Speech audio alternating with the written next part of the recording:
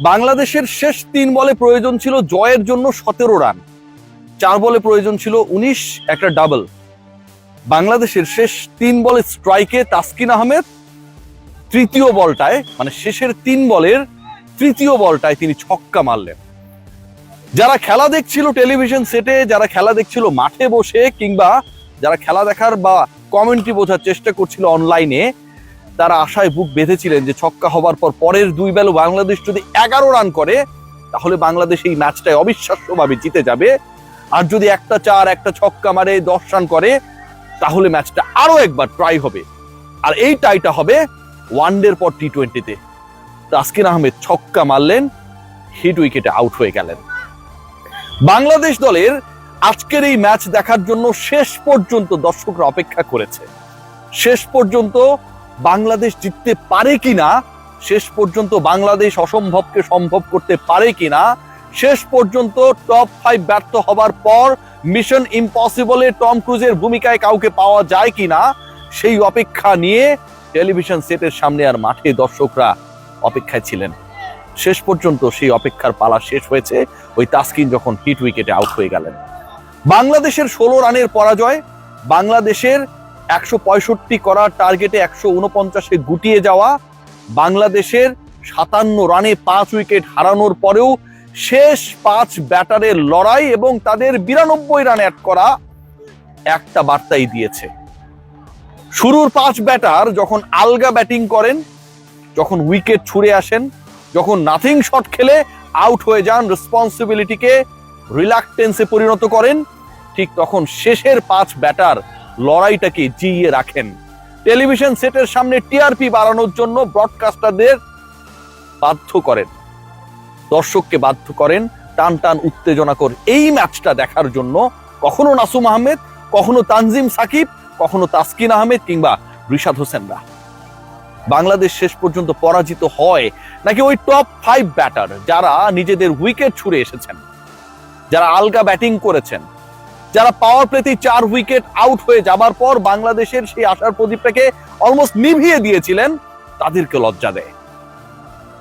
Mohammad Salauddin batting কোচের ভূমিকায়, তার এই দায়িত্ব নেবার পর ব্যাটিং কোচের ভূমিকায় তিনি অবতীর্ণ হবার পর দলের ব্যাটারদের যে জঘন্য পারফরম্যান্স, দলের ব্যাটারদের যে দায়িত্ব নিতে পারার ব্যর্থতা, আর একই সাথে যখন কখনো নাসুম, কখনো রিশাদ, কখনো তানজিম সাকিবরা 150-200 স্ট্রাইক রেটে ব্যাট করে এই দলটার অন্য ব্যাটারদের যারা স্বীকৃত লজ্জা দেন, ঠিক তখন বলতে ইচ্ছা করে এদেরকেই বরং ব্যাটিং কোচ বানিয়ে দেন, এটাই বেটার। আজকের এই ম্যাচটায় বাংলাদেশ আক্ষেপ জাগিয়েছে। আজকের এই ম্যাচটায় বাংলাদেশি ব্যাটাররা, ধরুন শামীম হোসেন পাটোয়ারি যেভাবে আউট হলেন, যে শটটা খেলে আউট হলেন, স্ট্যাম্পের বল কি করতে চাইলেন কেউ বুঝে উঠতে পারলো না। ক্যাপ্টেন লিটন কুমার দাস যেভাবে আলগা ক্যাচ আকিল হোসেনকে দিয়ে দিলেন, যেভাবে সাইব আউট হয়ে গেলেন, তাকে পুরো ট্র্যাপ করে ঠিক যেই জায়গায় ফিল্ডার রাখা হয়েছে সেখানটাই বল তুলে মারলেন।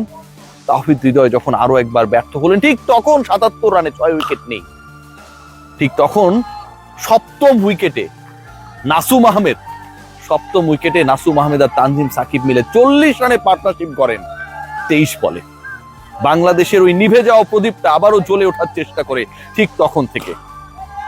খেয়াল করে দেখবেন যখন তানজিম সাকিব একটা ছক্কা মারার পর টানা 2টা 4 মারলেন এবং দ্বিতীয় 4টা এমন স্টাইলে মারলেন যেন এটা একটা কোপা শামসু শট।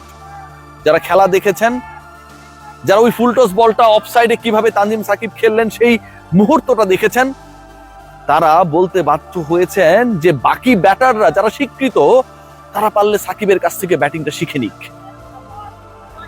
এই বাংলাদেশ শেষ পর্যন্ত জিততে পারে নাই।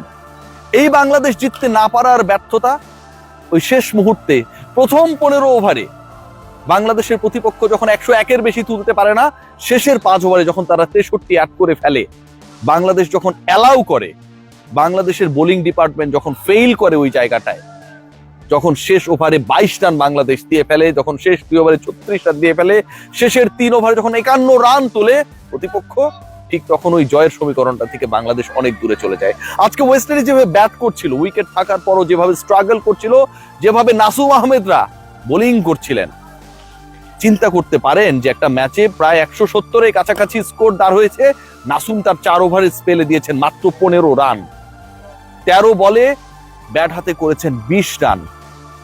আশা জাগানো সেই নাসুম আহমেদরা সেই আশাটাকে শেষ পর্যন্ত ধরে রাখতে পারেন না, যখন শেষের 5 ওভারে 64 রান অ্যাড হয় বাংলাদেশের এগেইনস্টে। অথচ বাংলাদেশ ঠিক একই ধরনের ব্যাটিংটাই করলো, কিন্তু ব্যাটিংটা করলেন যারা ঠিক তারা আমার স্বীকৃত কোনো ব্যাটার না। 3 উইকেটে উইন্ডিজ যে স্কোরটা দাঁড় করিয়েছে, বাংলাদেশ তার কাছাকাছি যাবার ক্ষেত্রে অল আউট হয়ে গেল। বাংলাদেশ তার কাছাকাছি যাবার ক্ষেত্রে শেষ ওভারে 17 রানের ইকুয়েশন যখন মেলানোর দ্বার প্রান্তে, ঠিক তখন বাংলাদেশ এমন একটা অবস্থায় যখন তাদের হাতে মাত্র একটা উইকেট। এই পরাজয়ের দায়টা আসলে কার? শেষ দিকে আলগা বোলিং, বাংলাদেশের টপ অর্ডারে আরো একবার ফেইল করা, 42 রানের মধ্যে 4টা, 57 রানের মধ্যে 5টা, 77 রানের মধ্যে 6 উইকেটের পতন, অনেক বেশি ডিবেটেবল 11 আরো একবার। আজকের এই উইকেটে রানস হবে, অনেক রানস হবে, প্রতিপক্ষ রান করবে, শুরুর দিকে করতে না পারলেও শেষ দিকে উইন্ডিজ ব্যাটাররা সেটা করে দেখালো।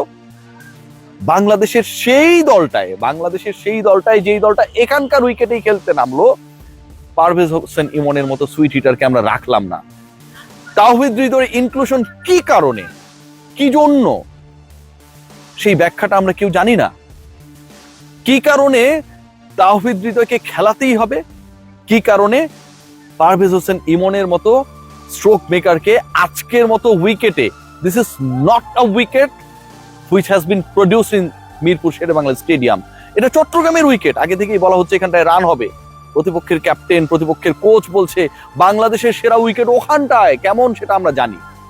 ঠিক ওই জায়গাটায় এখানটায় এসে যখন আপনার প্রপার ক্রিকেটারকে, প্রপার হিটারকে, স্ট্রোক মেকারকে আপনি 11-এই রাখেন না, এর থেকে প্রশ্নবিদ্ধ সিদ্ধান্ত আর কি হতে পারে?